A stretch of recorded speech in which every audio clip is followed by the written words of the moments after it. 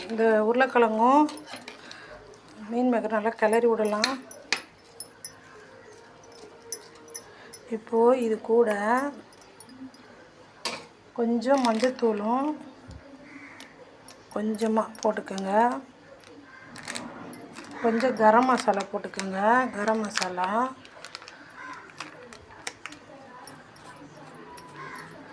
சும்மா 1 ஸ்பூன் போட்டுக்கோங்க.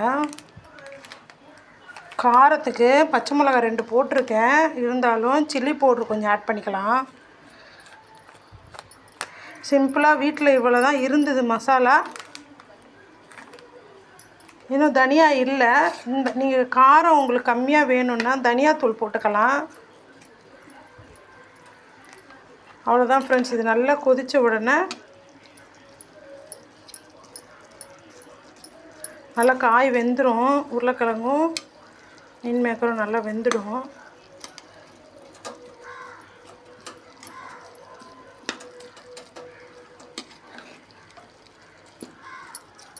நல்லா கமகமான்னு வாசனை. இந்த பட்டை கிராம்பும் போட்டனால நல்ல வாசனையாக இருக்குது. நீங்களும் தொட்டுக்கிறதுக்கு இந்த மாதிரி வீட்டில் ட்ரை பண்ணுங்கள். சப்பாத்தி, இட்லி, தோசைக்கு கூட சூப்பராக இருக்கும். நான் புளியோதரையும் தயிர் சாதமும் கிளற போகிறேன். அதுக்கும் இது சூப்பராக இருக்கும். நல்லா திக்காக வெந்த பிறகு நல்லாயிருக்கும். அது தேவையான உப்பு போட்டுக்கலாம்.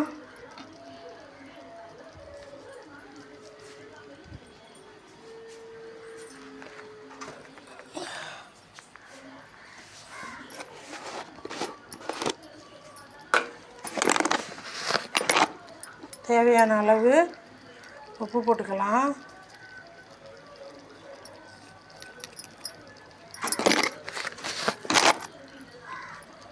போதும். நிறைய உப்பு போட்டால் நல்லா இருக்காது.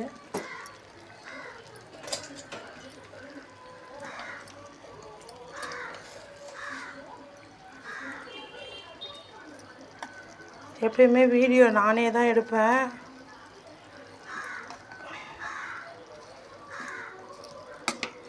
அதனால் ஒரு கையில் பிடிச்சிக்கிட்டு கிளறது கொஞ்சம் கஷ்டமாக தான் இருக்குது. இருந்தாலும் உங்களுக்கு நான்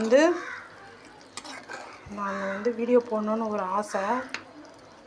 என்னோடய சப்ஸ்கிரைபர் பார்த்து அவங்களும் இந்த மாதிரி புதுசாக செய்யலாம் அப்படின்றதுக்காக நான் எது செஞ்சாலும் போடுறேன்.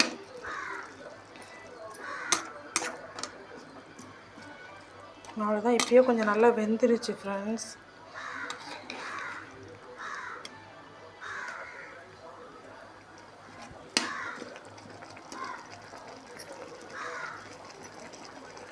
நல்லாயிருக்கும். இதே தயிர் சாதம், புளி சாதம், சாம்பார் சாதத்துக்கு கூட நம்ம தொட்டு சாப்பிட்லாம். செமையாக இருக்கும். லைக் பண்ணுங்கள், கமெண்ட் பண்ணுங்கள் ஃப்ரெண்ட்ஸ்.